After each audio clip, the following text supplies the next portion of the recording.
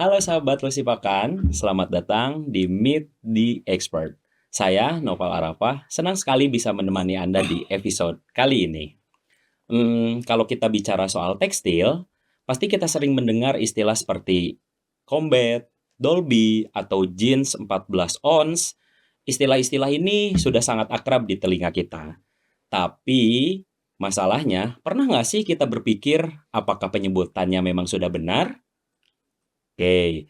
Nah, ternyata ada banyak istilah tekstil yang selama ini digunakan sehari-hari, tetapi maknanya sering kali berbeda dengan istilah yang sebenarnya digunakan di dunia tekstil. Hari ini kita bakal membahas tentang loss in translation atau istilah-istilah tekstil yang mungkin kurang tepat dalam keseharian kita. Nah, untuk membahas topik kita hari ini, saya telah mengundang expert atau narasumber yang sudah berkecimpung puluhan tahun di dunianya. Beliau merupakan seorang akademisi di kampus tekstil di Bandung. Saya undang Kang Nandang Setiawan. Halo Kang, selamat Halo, datang. Minyak Sumping. Wilujeng Sumping. Kang, gimana kabarnya? Sehat? Alhamdulillah sehat. Alhamdulillah sehat ya. Gimana kesibukan hari ini sehari-hari? Lagi sibuk apa? Ya masih seputar kesibukan rutin lah sebagai akademisi, ya menjalankan tugas-tugas utama untuk Tridharma Perguruan Tinggi. Oke. Jadi yang pasti mengajar, Mhm, kemudian melakukan penelitian, mhm. dan juga pengabdian kepada masyarakat, baik di industri tekstil maupun untuk IKM tekstil. Wow, luar biasa sekali ya. Dan tentunya hari ini Kang Nandang hadir ke Lusipakan Studio untuk berbagi cerita ya. Bagaimana memang dalam segudang pengalamannya untuk membahas loss in translation. Baik, sahabat Lusipakan, sebagai pertanyaan pembuka, saya ingin bertanya kepada Kang Nandang, kira-kira kenapa ya Kang, begitu banyak istilah tekstil yang akhirnya digunakan, dengan makna yang berbeda di masyarakat hari-hari ini, Kang? Kira-kira seperti apa? Boleh mungkin dijelaskan? Oke, ini pertanyaan menarik ya Kang Oval ya. Jadi tekstil itu kan sebuah benda yang senantiasa berinteraksi dengan manusia ya. Kita sebagai insan yang berbudaya menggunakan tekstil itu ya sangat sangat banyak lah ya aplikasinya. Betul, Mulai dari buayan ibu, kemudian dilahirkan, kita tumbuh berkembang sampai mati, semuanya tidak terlepas dengan tekstil. betul. Sehingga karena ini menjadi satu benda atau objek yang sangat dekat dengan kehidupan kita, maka ya istilah-istilah yang muncul yang berkaitan dengan tekstil itu juga menjadi sangat banyak begitu. Nah, namun ada beberapa istilah yang seringkali ini salah digunakan, kemudian Mmm, salah disebut. iya, Nah, tentu ada banyak hal yang menyebabkan ini bisa terjadi. Yang pertama, istilah-istilah ini muncul dari bahasa asing, terutama bahasa Inggris iya. yang kemudian nantinya akan diserap ke dalam bahasa Indonesia. Nah, pada saat ini menjadi kata serapan, ini yang pada akhirnya nanti menjadi kurang tepat begitu. Oke. Oke, yang kedua, orang itu cenderung akan lebih mudah menyerap sesuatu melalui informasi audio, mendengar lah Yap, begitu betul ya. sekali. Daripada orang mencari tahu secara detail dengan cara membaca. Mmm, Nah, sehingga apa yang disebutkan oleh orang-orang di lingkungan sekitar kita, apa yang disebutkan oleh orang tua, maka itu dengan mudah kita serap saja. betul. Apa yang dibicarakan itu akan lebih mudah diterima sebagai word of mouth begitu Yap, ya. Jadi betul. kata-kata yang lazim biasa dipergunakan dalam kehidupan sehari-hari. Kemudian yang ketiga juga istilah-istilah tekstil ini muncul dari penyebutan nama material. Mhm, Jadi material asal pembentuk tekstil itu bisa kita sebut sebagai nama yang kita kenal dalam kehidupan sehari-hari. mmm, Bisa juga dari nama proses. Bagaimana tekstil itu dibuat, prosesnya kita sebut, kita serap sebagai istilah tekstil. Bisa juga dari teknologi prosesnya, nama mesin begitu misalnya.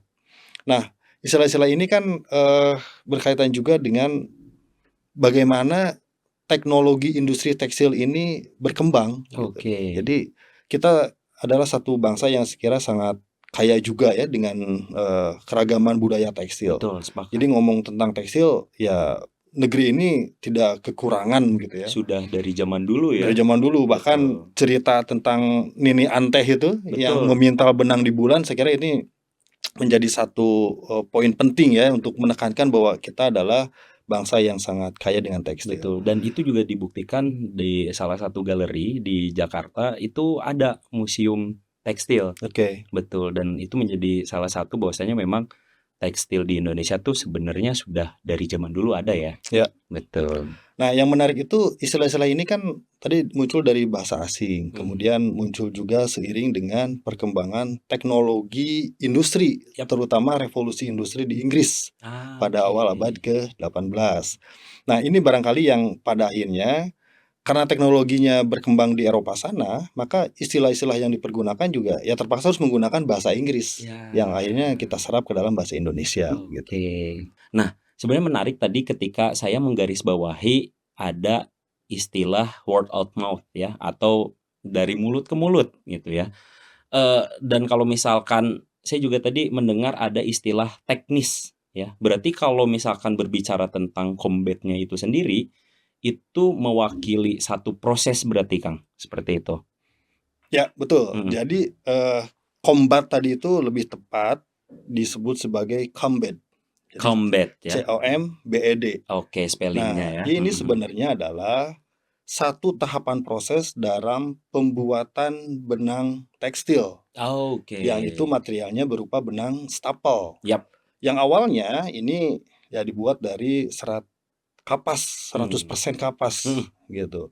Nah, apa itu combat? Jadi dia mengacu pada satu tahapan proses yang disebut sebagai combing, penyisiran. Nah, Oke. jadi dari sekian tahapan proses dari mulai serat dalam bentuk bal itu masuk ke pabrik pemintalan, kemudian diuraikan, dibuka, dibersihkan, kemudian disejajarkan sumbunya sehingga menjadi slaver. Jadi slaver itu kurang lebih seperti sumbu lah kalau kita bayangkan ya. Nah, di proses pembuatan benang benang combat ini ada yang namanya proses combing atau penyisiran. Oke. Yang tujuannya adalah melakukan seleksi terhadap serat yang diproses sehingga hanya serat-serat dengan panjang tertentu saja yang diambil. Oke. Nah, sehingga nanti serat yang diolah itu termasuk kategori serat panjang. Nah, apa konsekuensinya?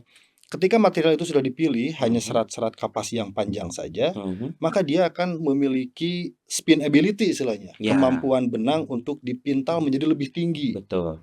Nah, benang combat ini pertama selain dia seratnya panjang juga sangat memungkinkan dibuat dengan nomor yang tinggi. Nah, nanti nomor akan kita bahas lebih lanjut ya Kang Oval ya. Yap, betul. Kenapa betul. benang itu harus diberi nomor begitu. Kemudian karena seratnya ini panjang, maka karakteristik dari benang yang dihasilkan juga menjadi lebih baik. Lebih halus mungkin ya. Lebih halus, Ah, betul. oke. Bisa dipintal dengan tingkatan tertentu, tadi Betul. nomornya tinggi. Kemudian distribusi keseragaman serat di sepanjang permukaan benang itu menjadi lebih baik. Oke. Sehingga potensi terjadinya bulu pada benang atau kita sebut sebagai protruding fiber itu menjadi lebih sedikit. Betul. Nah, akibatnya karena distribusi serat itu baik, kemudian dipintal menjadi lebih homogen, kemudian distribusi seratnya itu lebih seragam, maka pada saat dipergunakan, kemudian dicuci, kemudian mengalami gesekan, ini akan sedikit sekali potensi munculnya istilahnya peeling. Jadi peeling itu kita seringkali kalau beli kaos yang harganya tidak terlalu mahal gitu ya, dicuci sekali tiba-tiba ada bulu-bulu berbentuk bulat-bulat itu, Gumpalan gitu ya. gumpalan Ya, di betul. permukaan kain. Nah, itu namanya peeling. Ya, ya, Nah, ya. kaos yang terbuat dari benang combat ini mungkin tidak akan jadi seperti itu. Sehingga oke. pasti pemakaian ini akan lebih panjang, lebih awet daripada benang yang lainnya. Oke. Gitu. Berarti Kang Anang kalau misalkan saya coba analogikan ini kepada Sobat Lusipakan, tadi kan ada istilah combing ya, gitu. Berarti kan dalam satu proses pemintalan itu ada proses penyisiran. Ya. Kalau misalkan saya analogikan, kalau misalkan rambut kita panjang nih, tujuan utamanya itu kan untuk meluruskan, betul ya? Ya, Gitu, kemudian agar jauh lebih halus gitu ya. Mungkin kurang lebih seperti itu ya Kang Nendang ya? ya, ya, betul, betul. Oke, Persis begitu. iya Bahkan iya. nanti dengan Mhm, proses combing ini serat-serat yang tidak terseleksi secara mekanik di mesin mhm. itu akan menjadi limbah. Nah, Oke. sehingga konsekuensinya pasti nih dari sekian banyak material yang menjadi input Mhm, proses, limbahnya akan semakin banyak. Jadi betul. wajar dong kalau harganya juga menjadi lebih mahal begitu. Jadi pada akhirnya ini, terakumulasi menjadi harga lah ya pada Ya, akhirnya karena di sana ada kualitas dan proses yang jauh lebih panjang mungkin ya? betul. Oke. Nah kemudian, sebelum kita beranjak ke, combat ya, saya juga sering mendengar istilah kardet. Oh, Nah kira-kira itu apa ya perbedaan? Apakah memang masih sama sama saja seperti combat atau memang secara proses ada perbedaan? Karena kita juga sering mendengar ketika misalkan saya belanja ke satu toko gitu ya, "Oh ini bahannya combat, oh ini bahannya kardet." Nah sebenarnya itu apa sih, Kang? ya, jadi combat dan kardet ini menjadi dua hal yang selalu dipertentangkan begitu ya. Jadi seolah Betul, menjadi dua kutub yang saling berlawanan nih. betul betul Combat betul. lebih baik daripada Mhm kardet. mhm mhm. Combat itu lebih mahal daripada kardet. Mhm. Nah, sebenarnya kalau kita kembali ke teknologi proses, maka kardet juga adalah salah satu tahapan proses dalam industri pemintalan benang stapel, Oke benang kapas ya. oke. Nah, bedanya apa dengan combing?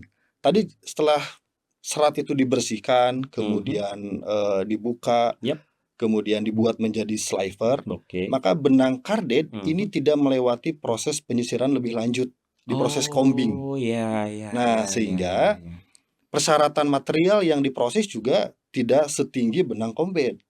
Artinya, Mmm, serat-serat kapas yang panjangnya itu relatif lebih pendek dari material yang digunakan untuk benang combing, mhm, ini memungkinkan untuk diproses menjadi benang, bahkan oke. dengan nomor yang sama.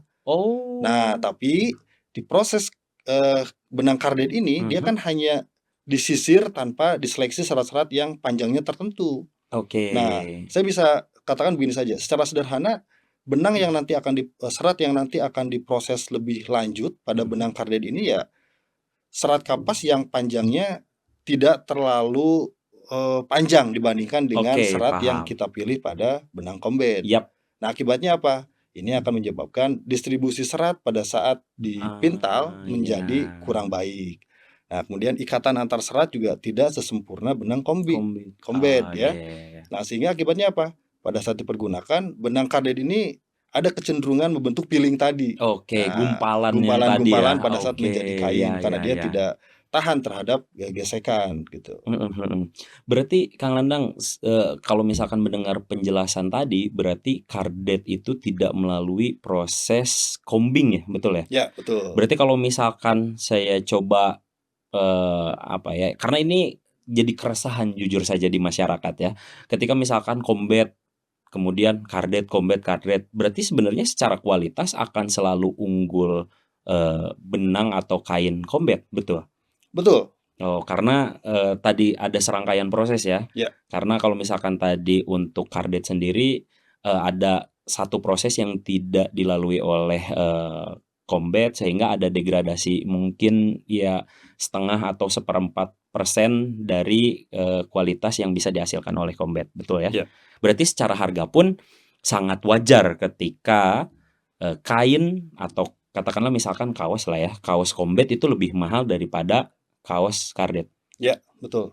Ya, sangat Oke. wajar Kang Oval. Jadi ini kan sebenarnya, konsekuensi ya, Ya, betul. ketika kita beli benang combat, Mhm berarti ya kita, harus paham mhm. bahwa ini memerlukan proses yang lebih panjang. Oke. Rangkaian prosesnya melibatkan satu mesin khusus yang kita sebut Betul. sebagai mesin combing. Mhm. Ketika mesin itu harus hadir dalam rangkaian proses, maka perusahaan juga harus berinvestasi. Itu dia. Ada biaya listrik, Itu begitu kan ya. dia, Kemudian betul. waktu proses menjadi lebih lama. Betul betul Ada betul. sejumlah material yang pada akhirnya juga terbuang. Betul betul Nah, sehingga betul. mudah-mudahan ini menjadi satu, apa ya, kesempatan baik nih, sehingga kita Mhm. paham kenapa sih benang combat itu menjadi lebih mahal daripada benang kardet, begitu. Betul. Nah, jadi sobat Losipakan jangan ketukar lagi ya, gitu. Jadi itu juga jadi salah satu alasan kenapa, pakaian-pakaian yang kita kenakan terutama yang dari bahan combat atau kardet ya pasti lebih mahal combat karena memang dari segi proses tadi dijelaskan juga sama Kang Nandang ternyata memang ya panjang sekali lah ya gitu dan itu dilakukan semata-mata untuk menjaga kualitas dari combat itu sendiri. Nah, kemudian jadi menarik ketika berbicara seputar combat, Kang. Saya juga sering menemukan ada istilah nomor benang Ya. gitu ya di combat ini sendiri. Saya sering mendapati ada istilah combat 24S, 30S atau 40S. Nah, kira-kira itu tuh apa sih, Kang? Oke, jadi kita akhirnya juga menjadi tahu nih kenapa benang itu harus diberi nomor gitu. Betul. Barangkali selama ini kita akrab nomor itu kalau berkaitan dengan ukuran ya. Ya, Misalnya betul. celana nomor 32 Ya, itu berarti mengacu pada waist ya, betul. lingkar pinggang. Betul. Kemudian sepatu ukuran 43 Betul. itu biasanya dikonversi ke panjang insole. Nah, berarti menyatakan panjang ruang di dalam sepatu Betul, dari betul. ujung jempol kaki sampai ke tumit gitu ya. Betul, betul. Nah, lantas nomor benang itu apa begitu? Sementara kalau kita lihat penampang benang itu kan ya dia memiliki perbandingan yang ekstrim ya Yap. antara diameter dan panjang. Betul.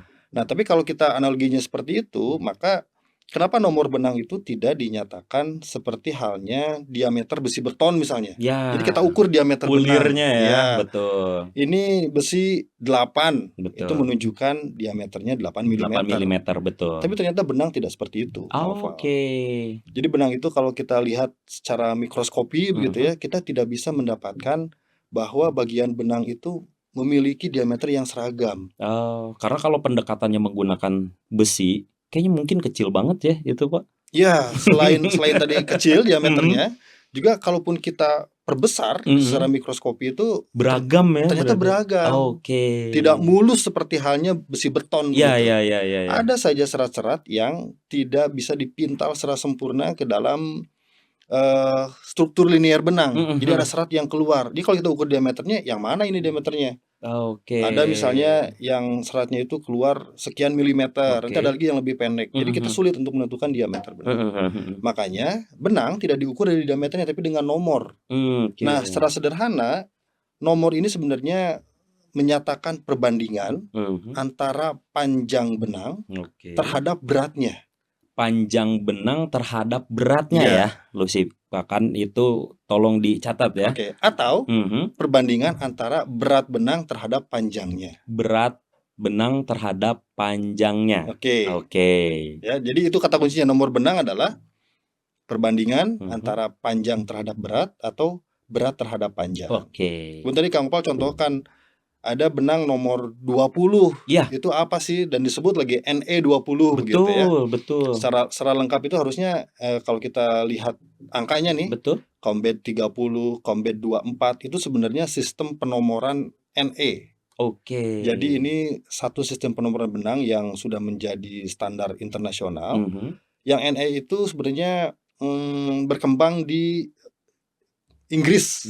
Karena kan tadi disebutkan ya bahwa tekstil ini awalnya ya berkembang seiring dengan revolusi industri begitu ya. Sehingga bagaimanapun ya kita harus ikut istilah-istilah yang berkembang di negara asalnya.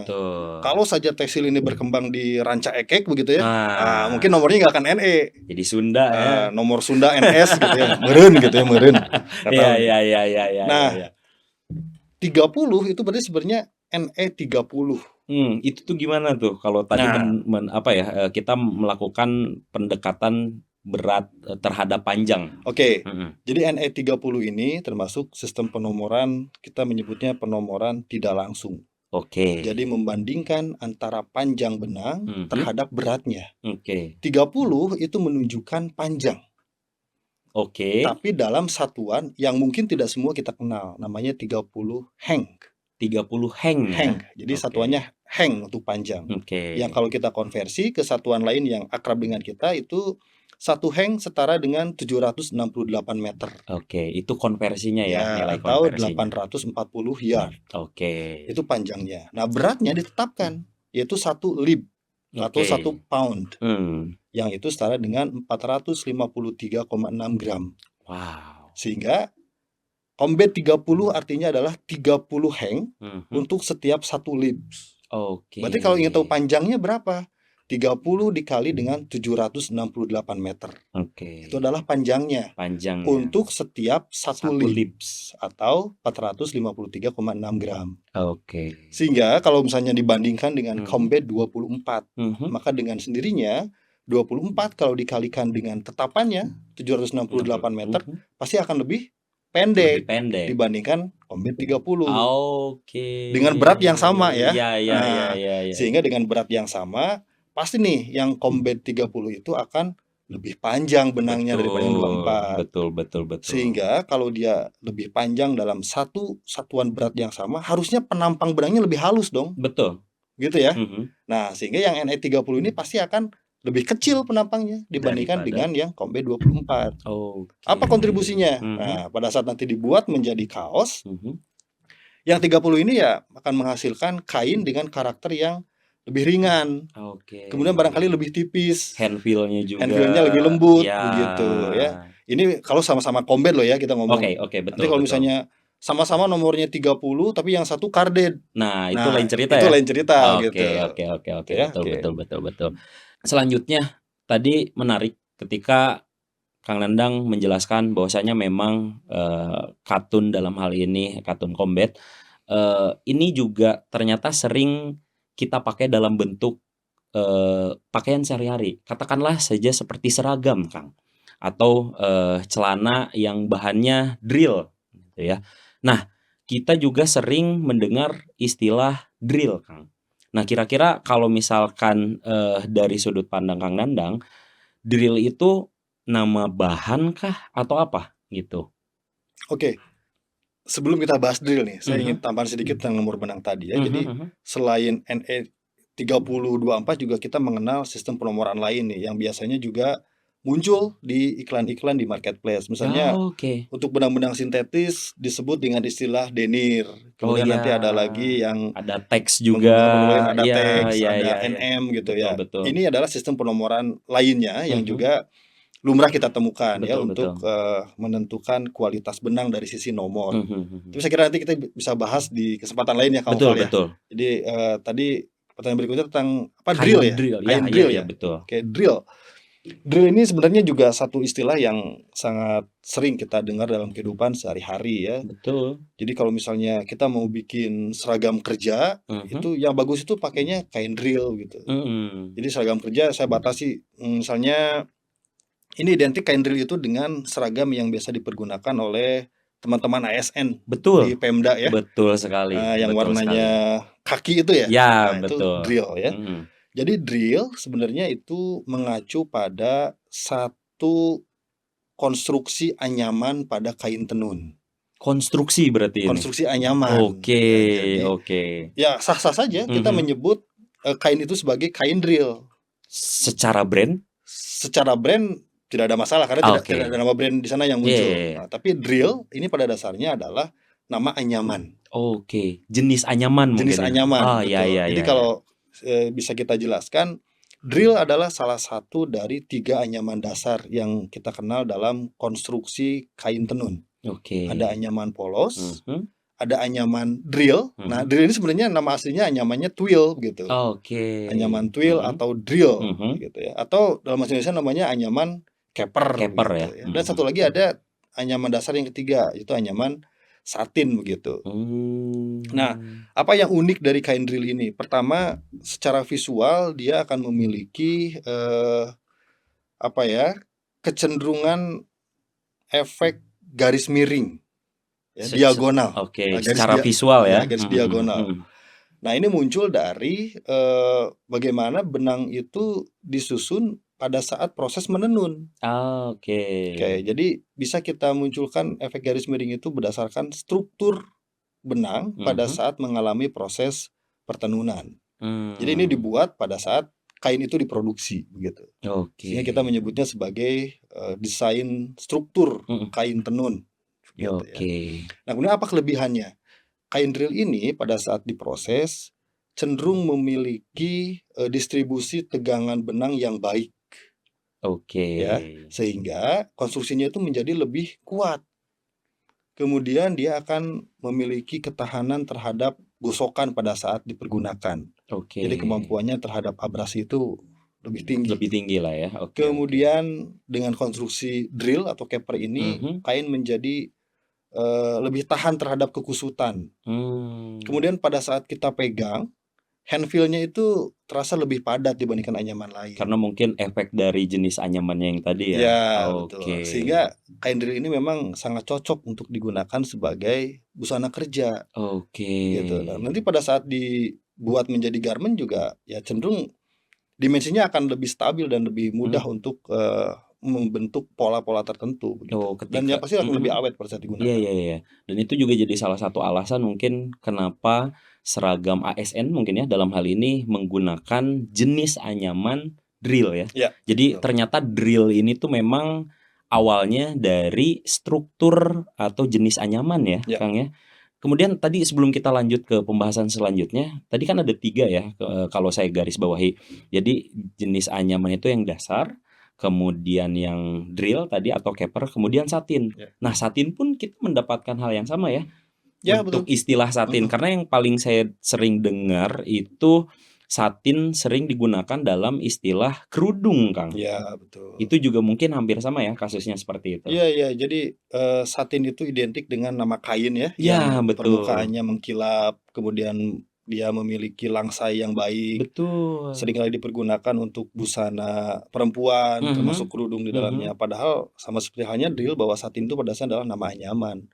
Jadi boleh saja anyaman satin ini ada di kain yang terbuat dari serat kapas misalnya. Ini kebetulan aja karena yang sering kita lihat satin itu terbuat dari serat-serat sintetis seperti polyester begitu. Betul. Jadi seolah-olah tampilannya satin selalu mengkilap, padahal nggak juga. Nah, itu dia. Jadi kalau benang kapas kita buat dengan konstruksi anyaman satin, ya boleh-boleh saja. Betul. Tapi ketika kita hadapkan ke awam nih, Betul. ini sama-sama anyaman satin, yang ini materialnya polyester, yang ini materialnya katun. Pasti orang akan beda. Ini yang satin, betul, yang mengkilap, betul, yang seratnya polyester. betul. Nah, padahal satin pada dasarnya adalah nama anyaman. Nah, itu dia Sobat Losipakan. Jadi jangan sampai ketukar-ketukar ya, Kang ya. Ternyata memang sering kita dengar istilah-istilah tadi seperti satin, yaitu adalah salah satu anyaman dari salah satu jenis dari anyaman ya. Dan bahkan mungkin saya juga sering sekali mendengar istilah-istilah katun ditempelkan dengan nama perusahaan. Oh ya, betul. Itu juga sering ya, Kang ya? Sering banget. Katun X, katun Y gitu ya. Ini saya jadi ingat kalau waktu saya SD, SMP, SMA gitu ya, kalau mau beli kain buat celana itu harus namanya Anutex gitu ya. Iya kan? Nah, jadi seolah ini adalah kain yang paling baik nih buat seragam. Betul. Dan itu sebenarnya nama perusahaan. Tapi kita nggak boleh sebut merek ya? Enggak. Jangan. Tapi yang ingin kita luruskan adalah bahwasanya memang ya itu mungkin ada kepentingan untuk branding juga mungkin ya perusahaan tersebut. Tapi Sobat Losipakan harus bisa memahami bahwasanya memang yang seperti tadi Kang Nandang jelaskan, bahwasanya memang banyak istilah-istilah yang digunakan dalam kehidupan sehari-hari, namun ternyata ketika kita memahami itu ternyata ada pemaknaan lain ya. Sebagai contoh tadi misalkan proses dari tekstil ya Kang ya. Tadi ada combat, ada kardet, kemudian tadi selanjutnya ada istilah dari anyaman ya, ada drill, kemudian satin. Nah, kemudian ini ada istilah yang menarik lagi nih Kang, dalam penggunaan di kehidupan kita sehari-hari. Kalau kemeja, Kang Nandang, ya kita juga sering mendengar motif Dolby. Itu memang namanya Dolby atau ada istilah yang benar tuh seperti apa itu tuh? Ya ini pertanyaannya bagus juga. Nggak tahu kebetulan ditanyakan atau memang karena udah di set oleh tim kreatif ini. Nih yang dipakai oleh Kang Oval ini, nah ini kain yang sekarang disebut Dolby. Padahal sebenarnya yang benar adalah Dobby. Jadi Dolby itu ya lebih dekat ke istilah yang berkaitan dengan teknologi audio barangkali ya. Audio. Kalau kita nonton di bioskop gitu, Dolby Surround System. All around you. All around. Well, dalam terminologi tekstil, yang maksud adalah Dobby. Dobby yang benar. BBY. Oke, spellingnya DOBBY ya. Ya, Dobby. Ini sebenarnya istilah yang merujuk pada teknologi yang ada pada mesin tenun. Oke. Jadi, proses membuat kain tenun itu kan melewati, serangkaian gerakan ya. Mhm. Kita menyebutnya ada shading motion, Oke. itu membagi benang lusin menjadi 2 layer, layer atas Mhm. dan bawah Mhm. sehingga ada sudut yang terbentuk. Kemudian sudut itu akan disisipi oleh benang pakan. Oke. Kemudian dirapatkan ke permukaan kain Mhm. dan selanjutnya akan berganti lagi, terus seperti itu. Nah, Oke. teknologi untuk membuat benang itu menjadi 2 layer tadi, itu Mhm. ada banyak. Ada yang paling sederhana, namanya roll, Oke. kemudian ada cam. Nah, Mhm. Dobby ini adalah teknologi setelah cam.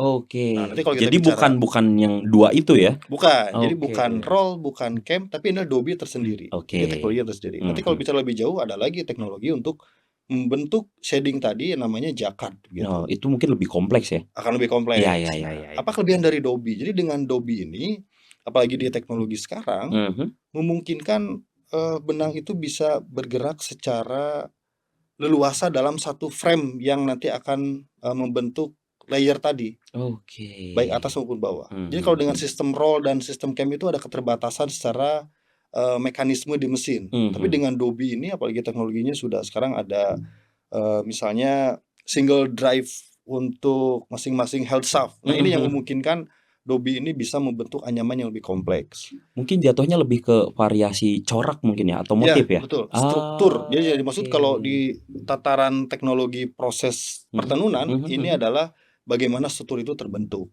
Meskipun Mmm. dengan Dobby itu tidak akan sekompleks jacquard tadi ya. Oke. Nah, lantas apa sih yang bisa dikerjakan dengan Dobby? Jadi dengan Betul. Dobby itu kita bisa membuat struktur kain yang berbentuk motif geometri. Nah, Geometris tapi ya? umumnya geometrinya itu kecil sampai sedang lah. Nih, ini Mmm. yang kamu pakai ini Yap, kan betul. Mhm. motifnya ya geometri ya, Iya iya. garis-garis Betul begitu. betul. Ada bagian yang menebal, Mhm. kemudian ada bagian yang anyamannya sengaja dibedakan. Jadi di Betul. antara Ada kontras. antara Mhm. kotak-kotak itu kelihatan tuh struktur Mhm. anyamannya. Nah, Betul ini betul. mungkin dikerjakan dengan Dobby begitu. Iya iya iya. Dan berarti lagi-lagi ya penggunaan istilah, dalam hal ini berarti, salah satu jenis teknologi berarti ya, Ya, betul. dalam industri pertenunan? Ya. Oke, dan mungkin ini juga sama halnya ketika kita mendengar istilah jacquard. Ya, betul. Ya ya, itu juga sama kan kita juga sering mendengar istilah, "Oh ini kain," bahkan saya sering mendengar istilah jaguar. Ah, It jaguar itu itu malah jadi hewan ya, ya hewan pemangsa ya. hewan pemangsa. Ya, Nah, yang kalau misalkan untuk itu yang benar gimana tuh? itu yang betul jacquard. Jacquard ya? Jadi Mhm. JACQUARD. Oke, Jak jadi bukan jacquard, jaguar ya? bukan jaguar, tapi jacquard.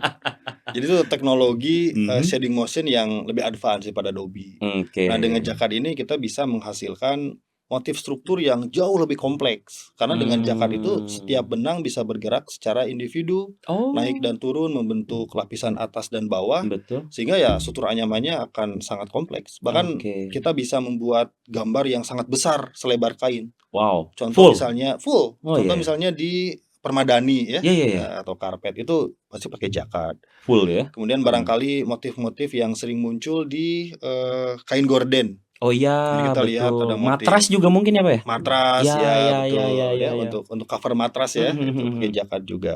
Nah, itu bedanya antara Dobby dan jacquard. Jadi kalau Dobby hanya Mmm. terbatas pada motif geometris dan relatif kecil Yap ukurannya, yap yap. tapi kalau jacquard itu motifnya lebih kompleks dan bisa menghasilkan struktur yang satu repeat-nya itu besar Mhm. ukurannya. Oke, sesuai dengan ordernya mungkin ya, atau lebar kerjanya mungkin ya? Ya betul, sesuai lebar kerja Mmm. sesuai juga permintaan pelanggan ya, akan sejauh mana Wow. nih konstruksinya itu akan dibuat. Iya iya iya iya. Berarti, sangat menarik ya, Sobat Lusipakan.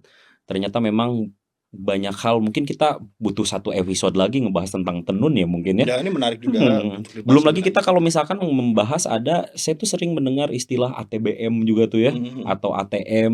Mungkin itu nanti, Sobat Lusipakan kita bisa bahas di lain kesempatan. Nah, balik lagi nih Kang Nandang, eee, saya masih berkutat di pakaian yang sering kita pakai sehari-hari, Mhm. yang mungkin kita pasti sangat familiar lah dengan yang namanya jeans, ya. Kalau jeans, kita kan sering mendengar juga istilah dari 14 oz. Nah, itu Mhm. tuh apa sih? Apakah memang ukuran, berat, eh, panjang, atau bagaimana gitu, itu maksudnya. Dan kenapa juga bukan pakai gram, jadi 14 gram atau 14 kilo mungkin, kira-kira kenapa tuh, Kang? Nah, tapi mohon Oke. maaf nih, sebentar dulu ya, karena ini sudah, masuk ke dalam sesi berikutnya atau pembahasannya ini udah sangat menarik. Nanti kita bisa lanjut ke part selanjutnya ya, Sobat Lusipakan. Oke, sampai jumpa di episode selanjutnya. Bye.